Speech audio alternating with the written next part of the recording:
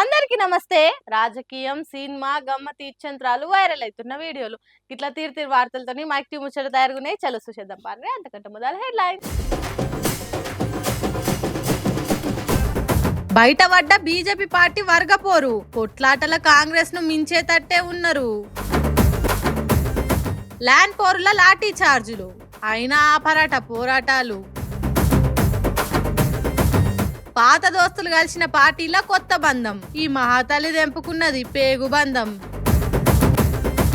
HCU అడవి తొలగింపుకు break, court order తోని సర్కార్కు వచ్చిందట క్రాక్. సెలబ్రిటీల మద్దతు మూగ జీవాలకు, మాట్లాడిండ్రు వన్యప్రాణుల రక్షణకు. హెచ్సియు భూములల్లా బుల్డోజర్లు తిరుగుతుంటే లేడీ కూనలు బిక్కు బిక్కుమంటుంటే జనాల గుండెలు కరిగిపోతున్నాయి. ఏడుస్తున్నవా నెమలమ్మ నువ్వు, నాట్యమాడిన నేల పరాయిల పాలైతున్నది.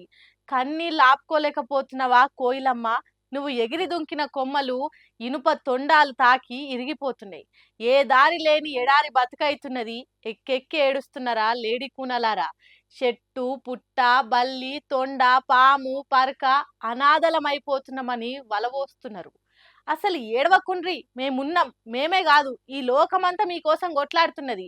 గుండె ధైర్యంగా ఉండుర్రి, మనిషి మనుగడ కోసమైనా మేము కాపాడుకుంటాం అన్నట్టు ఇప్పుడు అంతా హెచ్సియు భూముల గురించే దాంట్లాడుతున్నారు. ఇప్పుడు తెలంగాణ ఏడ చూసినా ఎవ్వల నోటిన్నా హెచ్సియు భూముల ముచ్చటే వినబడుతున్నది. ఏ సోషల్ మీడియా చూసినా గజ గజ వణుకుతున్న లేడి పిల్లలు, దిక్కుతోచని నెమలి గుంపుల ఫోటోలే దర్శనమిస్తున్నాయి. చిన్న పిల్లగాడి నుంచి పెద్దోళ్ళ దాకా అయ్యో పాపం అంటున్నారు తప్ప సర్కార్కు సపోర్ట్ చేస్తలేరు.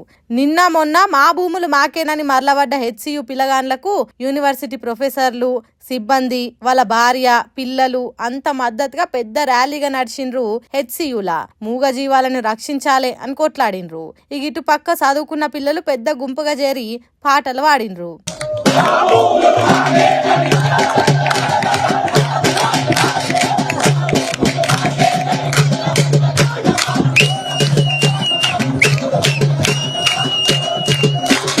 ఇన్నరా తెలంగాణ ఉద్యమం అప్పుడు ఆంధ్ర పెత్తందార్ల చేతులలో సిక్కిన భూములు మా చేతికి రావాలని పాడిన పాటలు మళ్ళా ఇప్పుడు వాడుతున్నారు.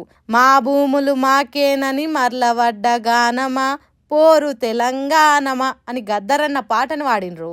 తర్వాత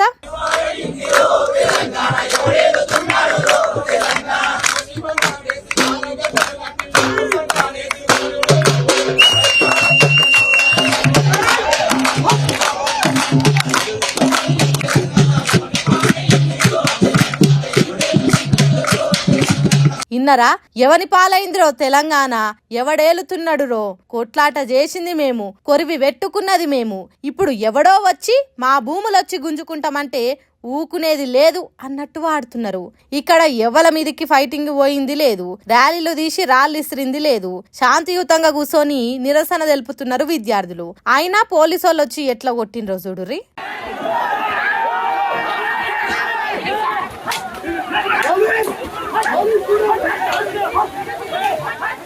న్యాయంగా కొట్లాడుతున్న పిల్లలను మూతి ముక్కు చూడకుండా లాఠీలతోని ఉరికిచ్చుకుంటా కొట్టిండ్రు. దీన్ని చూసిన తెలంగాణ పబ్లిక్ కింత అన్యాయమా, కింత దౌర్జన్యమా, ఇటు జీవరాశులను తిప్పలబెట్టి అటు చదువుకున్న పిల్లలను ఇష్టం వచ్చినట్టు కొట్టి ఏం సాధిస్తావు రేవంత్ రెడ్డి అన్నట్టు సీఎం ను ప్రశ్నిస్తుర్రు.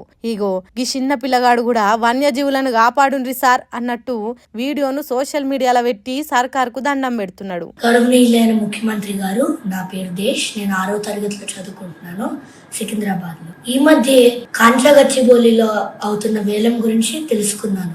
ఇక్కడ చాలా జంతువులు ఉంటాయి. మీరు వేలంతో కొనసాగితే అక్కడున్న జంతువుల ఆవాసాన్ని కూల్చివేసినట్టు అవుతుంది. ఇది నాకు చాలా బాధాకరంగా ఉంది. ఇలా చేయకుండా దీన్ని ఒక వైల్డ్ లైఫ్ శాంక్చురీగా ప్రకటిస్తే ఈ ప్రాంతాన్ని భావితరాలకు, మాలాంటి పిల్లలకు, పర్యావరణ ప్రేమికులకు చాలా రోజులు, చాలా ఏళ్లు గుర్తుండిపోతారు.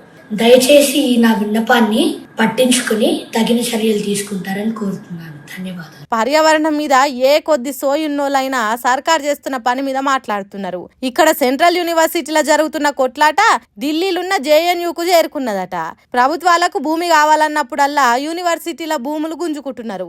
దీన్ని మేము సహించం, దీని మీద దేశంలో ఉన్న యూనివర్సిటీ విద్యార్థులమంతా ఏకమై కొట్లాడతాం అంటుర్రు. రాహుల్ గాంధీ రాజ్యాంగం పట్టుకొని తిరుగుతున్నాడు గాని తెలంగాణ సర్కార్కు చెప్పలేకపోతున్నాడు. పెద్ద పెద్ద బిజినెస్లు చేసుకునేటోళ్లకు ఈ దేశ సహజ సంపదను కట్టబెడుతుంటే ఎట్లా ఊకుంటున్నారు అని అడుగుతున్నారు. మరి ఈ లొల్లి షిల్కీ గాలివాన తీరుగా దేశం మొత్తంలో జరిగితే తెలంగాణ సర్కార్ భూములు యూనివర్సిటీకి వెనకకి ఇయ్యక తప్పది కావచ్చు అని అంటున్నారు విద్యార్థుల కొట్లాటలు తెలిసిన పబ్లిక్. జనంలో ఉన్న కష్టాల నుంచి పార్టీలు పుట్టాలి, వాళ్ళ తన్లాటలు తీర్చేదానికి ఆ పార్టీ కొట్లాడాలి. అంతేగాని మతం పేరుతోని కులం పేరుతోని పార్టీలు పుడితే కొట్లాటలు తన్నులాటలు సంపుకునుడే ఉంటది అని మేధావులు మాట్లాడుతుండేది.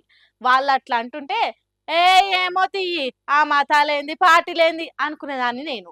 కానీ ఇప్పుడు అర్థమైంది నాకు అట్లా వాళ్ళు ఎందుకు అంటారు. ఇగో గీడ చూడండి, సొంత పార్టీ కార్యకర్తను ఎసొంటి కొట్లు కొట్టిండ్రో బీజేపీ పార్టీలో. అయ్యయ్యో ఎంత ఘోరం, ఎంత పాపమో చూడుండ్రి. ఒక్కరిని పట్టుకొని 100 మంది కొడుతుంటే ఆపేటోళ్ళే లేకుండా అయినరు. అక్కడున్న 2 పోలీసులు చూసుకుంటున్నారే తప్ప ఎవలని ఏమనలేకపోతున్నారు. అగ చూడుండ్రి, కొద్దిగా కూడా కనికరం లేకుండా పిడి గుద్దులు గుద్దుతున్నారు, కింద పడేసి కాళ్ళతో దొక్కుతున్నారు. ఆడోళ్ళు చెవులతో నినలేని బూతులు తిడుతున్నారు, ఇంకొందరు చెప్పుల దండలు మెడలేస్తున్నారు. గింత ఘోరమా, గింత వికృతమా, గింత అరాచకమా? మతం తలకెక్కితే మెదడు మోకాళ్ళకు జారుతుందని కారల్ మార్క్స్ చెప్పింది నిజమే అనిపిస్తున్నది ఇది చూస్తుంటే. పొద్దున లేస్తే సనాతన ధర్మాన్ని రక్షించాలి అని చిత్రగుప్త అనే యూట్యూబ్ ఛానల్లా వీడియోలు చేస్తాడట గిరీష్ అనే గీ మనిషి.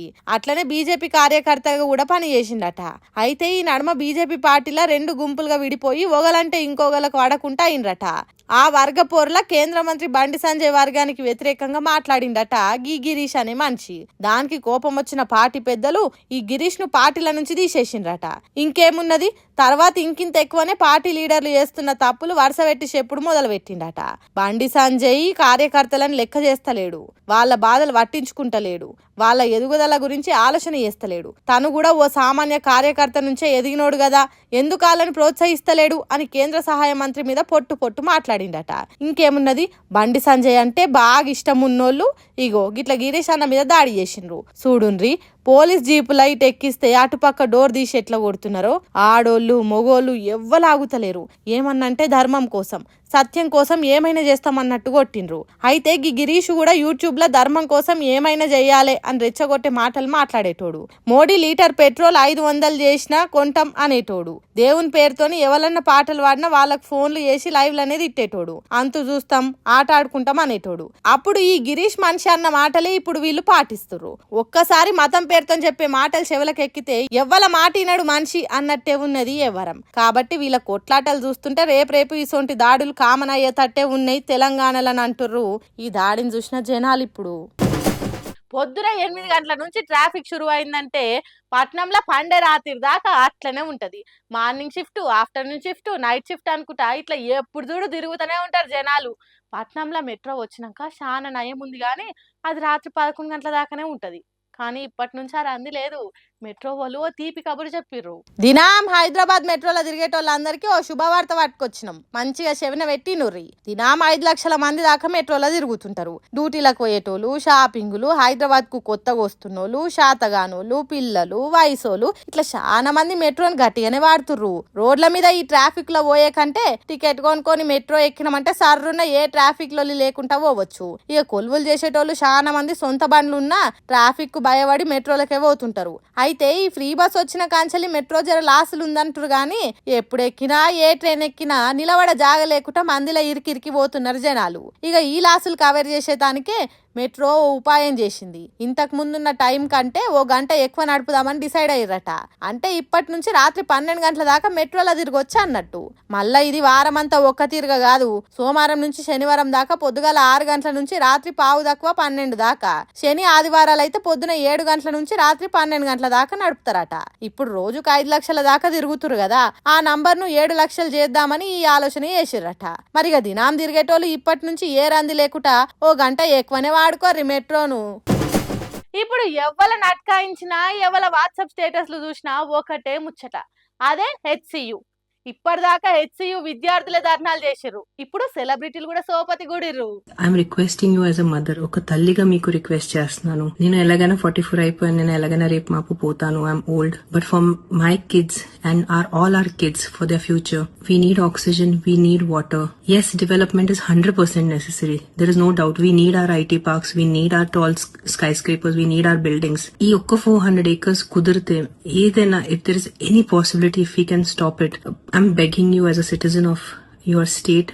ఇన్నరా ఆంధ్ర డిప్యూటీ సీఎం మాజీ భార్య రేణుదేశాయ్ ఏమంటుందో? సీఎం గారు, ఒక తల్లిగా రిక్వెస్ట్ చేస్తున్నా, మన పిల్లలకి ఆక్సిజన్ కావాలి, భవిష్యత్ తరాల కోసం ఈ 400 ఎకరాల భూమిని వదిలేయుండ్రి అనుకుంటా బతిలాడుతుంది. ప్రకృతిని ఇట్లా నాశనం చేసుడు చూసి వశంగాక వీడియో తీసి చెప్పింది. ఈమెనే కాదు, అటు యాంకర్ రష్మి కూడా మాట్లాడుకుంటా, ఇప్పుడు జరుగుతున్న ఇష్యూ ఎందుకు జరుగుతుంది, లీగల్ గా దాని ఆస్పెక్ట్ ఏముంది, నాకు అంతగా దాని మీద అవగాహన లేదు. కాబట్టి యాజ్ అ కామన్ మ్యాన్ నిన్న రాత్రి జరిగిన డెవలప్మెంట్ వీడియో చూసిన తర్వాత, after listening to all the cries of those birds, and ఆ బర్డ్స్ అండ్ పీకాక్సే కాకుండా there are many more deers and other species which I have been habitating there. Maybe this is our chance to redeem అవర్ selves.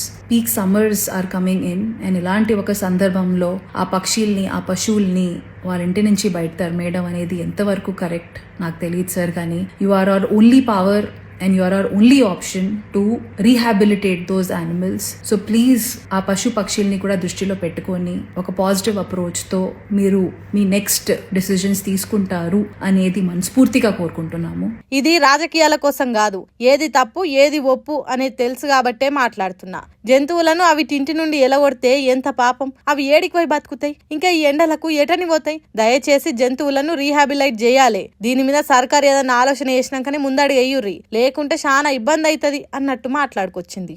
ఇలానే కాదు, cinema artist Prakash రాజు, ప్రియదర్శి, డైరెక్టర్లు నాగశ్విను, Tarun Bhaskar, Venu Udugula, Priyanka, Faria Abdullah, Noel, Kavya, Abhinav, ఇట్లా చాలా మంది ఈ హెచ్సియు భూముల మీద ముందుకొచ్చి మాట్లాడిర్రు. మరి ఇంతమంది విద్యార్థుల ధర్నాలు, జంతువుల ఆర్తనాదాలు, సెలబ్రిటీల వాదనలు, చిన్నపిల్లల మాటలు, ఇన్ని చూస్తున్నా సర్కార్కు జాలనిపిస్తలేదా? మూగజీవుల ఏడుపులు చూసినాకనైనా రేవంత్ రెడ్డికి ఆలోచన వస్తలేదా? జర అధికార పొగరుతో కాకుండా సామాన్య మనిషి లెక్క ఆలోచన చేసి ఆ నోర్లేని మూగజీవుల జీవనాధారం నాశనం చేయకురి సార్లు అని వేడుకుంటుర్రు జనాలంతా. మరి ఇంతమంది అడ్డుపడుతుంటే ఆపేస్తారా, లేకుంటే ఎవ్వరు చెప్పినా నేను ఆగా అనుకుంటా ముందుకు పోతారా అనేది చూద్దాం. ఇక ఈ నడుమ గెట్ టుగెదర్ అనే పార్టీలు జోరుగా నడుస్తున్నాయి.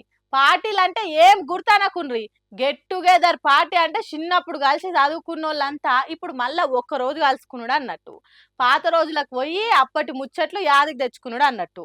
హాగు అట్లా పెట్టిన పార్టీ ఎట్లా కొంపలు ముంచిందో చూడుండ్రి. సంబురానికి పోతే సావెదురైంది అన్నట్టే ఉన్నదట. ఇగో ఈ అన్న కుటుంబం ముచ్చట. తన భార్య 10వ తరగతి చదివిన వాళ్ళంతా కలుసుకుంటున్నామని చెప్తే సంబురపడుతుంది కదా అని పంపించిండట.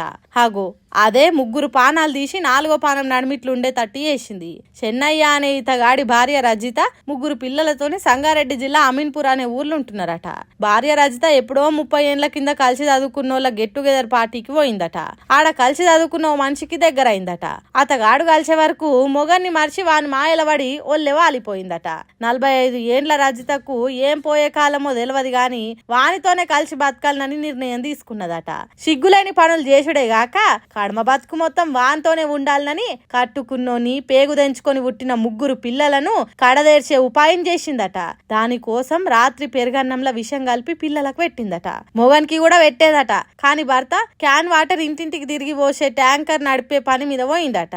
అట్లా బతికిపోయిండు. మొగుడింటికి వచ్చేసరికి ఏం జరిగిందో చెప్తున్నాడు ఇనుండ్రి.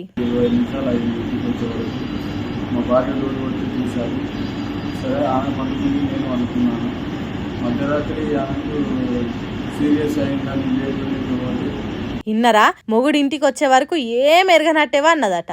మధ్యరాత్రి లేచి కడుపు నొప్పి అని వగలేడిపి ఏడ్చిందట. ఆస్కార్ యాక్టింగ్ చేసిందట. నిజమే అనుకుని భర్త భయపడి నాకు ఒప్పని ఏడిస్తే మా అబ్బాయిని పోయి బాబు పక్కన వాళ్ళని అని చెప్పడం లేపిన మా అబ్బాయిని లేపితే మా అబ్బాయి అప్పటి వరకు చనిపోయి ఉన్నాడు. ఇంకొక అబ్బాయిని కూడా పట్టించేసాను. ఆ అబ్బాయి కూడా బిగ్గర అయిపోయాడు. అమ్మాయి దగ్గరికి వచ్చాను, అమ్మాయి కూడా బిగ్గర అయిపోయింది. ఇన్నరా అప్పటికే 3 పిల్లలు చచ్చిపోయి బిగ్గరయ్యిండ్రట. దాని చేతులకు జట్టలు పుట్ట కన్న బిడ్డలని ఎట్లా చంపాలనిపించింది గడుసుదానా. నీ పాపపు చేష్టల కోసం పసికండ్లను చంపుతావా గయ్యాలదానా. ఆ పెరుగన్నం పెడుతుంటే పిల్లలు తల్లి ప్రేమ అనుకున్నారు కావచ్చు గాని నువ్వే వాళ్ళ పాలిట ఎమకింకరివి అనుకోలేదు కావచ్చు. పిల్లలు చచ్చిపోయి తనకేం కాకుంటే అనుమానం వస్తుందని విషం కలిపిన అన్నం కొద్దిగా తిని చచ్చిపోతున్నట్టు యాక్టింగ్ చేసిందట వగలాడి. ఈ ముచ్చట తెలిసిన చుట్టుపక్కల జనాలు 45 ఏండ్లల్లా నీకు ఇంకో మొగుడు కావాల్సి వచ్చిందానే, బంగారం అసోంటి 3 పిల్లలను పొట్టన పెట్టుకున్నావు కదనే దరిద్రపుదానా అని తిడుతున్నారట. పాపం కదా. ప్రతిపక్షాలు, వామపక్షాలు, విద్యార్థులు, వాళ్ళ తల్లిదండ్రులు, చిన్న చిన్న పిల్లలు, సినిమా స్టార్లు, సామాజిక కార్యకర్తలు, పర్యావరణవేత్తలు ఇట్లా ఎంతమంది చెప్పినా వినకుండా హెచ్సియు అడవిని ఆగం చేసినాయి బుల్డోజర్లు. సర్కారు ఎవ్వల మాట చెవిన పెట్టలేదు. అందుకే ఇప్పుడు ఏకంగా హైకోర్టే ఆర్డర్ వేసింది. అవును, అడవి విధ్వంసం మీద హైకోర్టు హై రేంజ్ లా సర్కార్ను సుత్తెతోని నెత్తి మీద కొట్టినంత పని చేసింది. అర్జెంటుగా షెట్లను తీసేసే పనులు ఆపుండ్రి అని ఆర్డర్ వేసింది. రేపు అసలైన తీర్పు ఇస్తుందా లేదా అనేది మనకు తెలియదు కానీ ఈ ఒక్కరోజు చిన్న షీపురు పుల్ల కూడా హెచ్సియు అడవిలో షిటుక్కు మనొద్దని ఖరాఖండిగా చెప్పిందట. అంతకు ముందు సర్కార్ తరపున వాదించిన వకీల్ సాబ్ హైదరాబాద్ లో ఉన్న గోల్ఫ్ ఆటలు ఆడే జాగలలో కూడా నెమలు తిరుగుతాయి, వన్యజీవులు వస్తాయి, ఆయనంత మాత్రాన అది అడవి అవుతుందా అని గూగుల్ ఫోటోలు చూయించి హెచ్సియు భూమి అడవి కాదు అని నిరూపించే ఉపాయం చేసిండట. వట ఫౌండేషన్ అనే స్వచ్ఛంద సంస్థలు హెచ్సియు భూమిని, అక్కడి చెట్లను, వన్యప్రాణులను చూసి దాన్ని జాతీయ ఉద్యానవనంగా ప్రకటించాలని హైకోర్టును కోరిండ్రట. ఆ ముచ్చట మీద వాదించి ఒక్కరోజు సర్కార్ పనులను ఆపగలిగిందట. దీనితోని శంగున ఎగిరి దునికే లేడి కూనలు ఒక్కరోజు ఊపిరి పీల్చుకున్నట్టు అయ్యింది. ఏడ్చినట్టు అరిచే నెమళ్ళ అరుపులు ఆగినట్టు అయింది. మూగబోయే కోయిల రాగాలు తీయగా వాడుకునేటట్టు అయ్యింది. ఒక్కరోజే కాదు, ఎల్లకాలం మేము ఇక్కడనే ఉండి మా బతికేదో బతికేటట్టు చూడుండ్రి అన్నట్టు దీనంగా చూస్తున్నాయట కోర్టు తీర్పు తెలియని మూగజీవులు. ఇదిట్లుంటే బుల్డోజర్ల సప్పుడు కూడా రావద్దని హైకోర్టు తీర్పునిస్తే కోర్టు తీర్పును కూడా లెక్క చేయకుండా పనులు చేస్తున్నారని విద్యార్థులు వీడియోలు తీసి సోషల్ మీడియాలో పెట్టిండ్రు. అంతకు ముందు ఎంతమంది లొల్లి పెట్టినా 1-2 రోజులలోనే అడవిని మొత్తం నాశనం పట్టియాలి అనే ఆలోచనతోని 100ల కొద్ది బుల్డోజర్లను తెప్పించింది సర్కారు. కోర్టు తీర్పు వచ్చే వరకు ఇగో గిట్ల పక్కకు పెట్టిండ్రు. పనులు ఆపమని కోర్టు తీర్పు ఇయ్యకుంటే ఈ బుల్డోజర్లన్నీ దయాల తీరుగా అడవిని కథం పట్టించేటి కావచ్చు. చూడుండ్రి సర్కార్ ఆలోచన ఎట్లున్నదో, దేన్ని లెక్క చేస్తలేదు. ఇంత ఘోరంగా ఏ సర్కార్ చేయలేదు అంటున్నారు హెచ్సియు భూముల లొల్లులు చూస్తున్న పబ్లిక్. సుశిరానులా నేను పట్టుకొచ్చిన ముచ్చట్లు ఎట్లున్నాయో ఇంకిన్ని ముచ్చట్లతోటి మళ్ళీ కలుద్దాం. అప్పటిదాకా చూస్తూనే ఉండరు మైక్ టీ ముచ్చట్లు.